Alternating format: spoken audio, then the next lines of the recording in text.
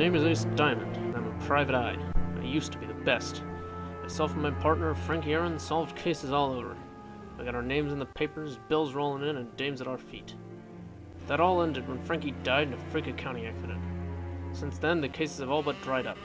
What's more, I've got a coke habit that I can't support.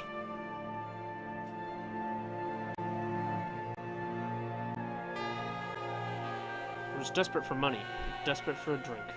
And right about then, my gun was starting to look pretty good.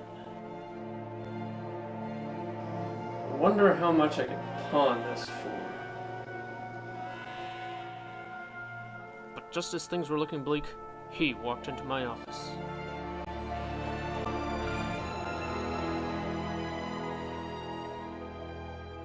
I didn't like the looks of him, any more than a dog likes the look of a flashlight. But somehow, I could tell he had a job for me.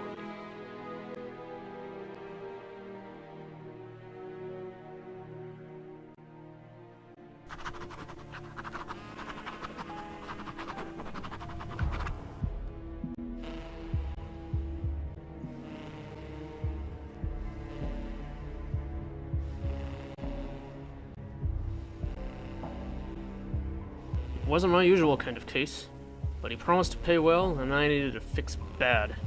I had no choice but to take it.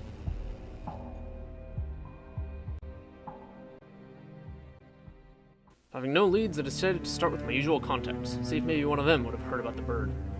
First on my list was Julius Smith, the slimiest creep that ever crawled out of the seedy part of town. His criminal record was as long as a Tasmanian hissing snake and twice as ugly. He'd had his hand in everything from assassinations to pudding. If anyone would know about this Kitsch Eagle, it'd be him. It's well known in the proper circles that many crime lords speak in code, to fool normal people and keep the cops off their tracks. But for people like me, people in the know, it was obvious what he was telling me. I had my first clue.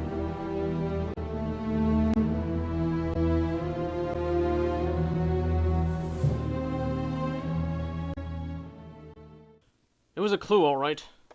Oh sure, to the untrained eye, one might mistake it for an ordinary instant meal, but I've spent years learning how to look past the outer layers, to strip them away like an exotic dancer in the red light district. But in order to properly decipher it, I'd need highly specialized equipment. The kind of equipment you buy partly because you'll know you'll need it someday, but mostly because the salesman's got a knife to your back, and you suddenly realize it's not such a bad deal after all.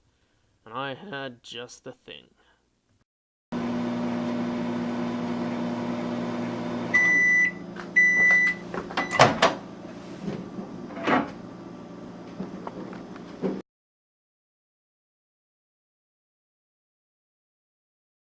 I savored the taste in my mouth. I knew that flavor well. It was a mix of discovery, insight, justice, victory, and shrimp. From the moment I forked that first bite into my mouth, I knew I was on the right track. And there, at the bottom of the cup, I saw it, staring up at me like it had been there all along and I was just too dumb to know where to look. Suddenly, it all clicked. The noodles, Alexandria, fake lips. It was him. He had been behind it the whole time. Big Jimmy. The biggest mob boss in town. He was so big even the cop couldn't touch him.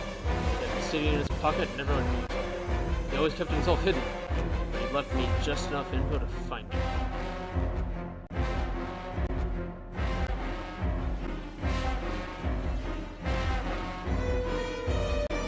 I was on the right track. I could taste it.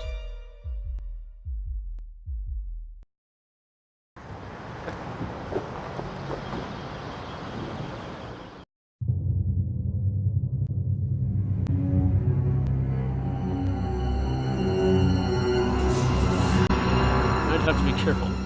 One wrong move and I could end up dead. Or worse, strapped to a chair and forced to watch the sound of music.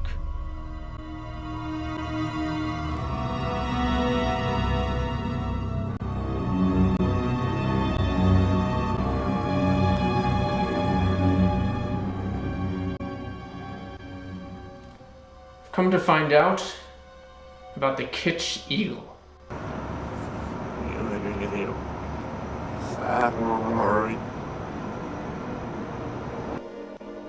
I see. Very interesting. Stand up with you. Stand on your feet. You know it's not wrong anyway. You're joking. President too? No, I don't believe it. So it's better everyone. I mean, that's the normal life lesson. Just, now normal. But if Einstein's theory is correct, wouldn't that mean the bird is on the moon? Yeah, that's a new philosophy enough.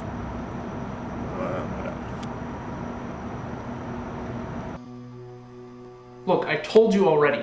The check is in the mail. So it's better everyone. I mean, that's the normal life lesson. Just, now. You're a funny guy. But seriously, where's the bird? Jimmy's words hit me like a prize fighter beating on a cripple. How could I have been so stupid? The bird was right under my nose the entire time. My world started spinning. Black was white, up was down. Cats were getting along with dogs, nothing was making sense, and everything was crystal clear. I ran. I ran faster than I'd ever run before. The bird was within my grasp. If I didn't move fast, it would be gone.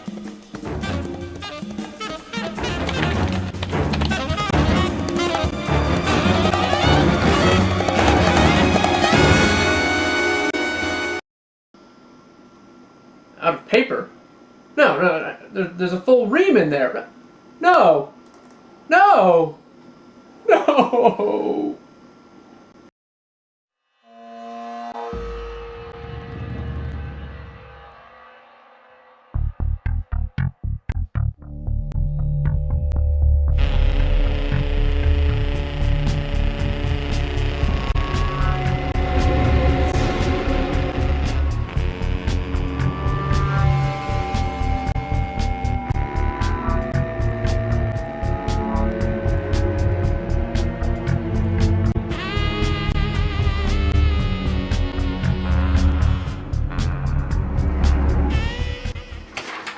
What the hell is this?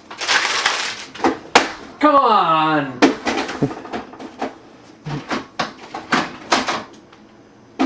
Ah!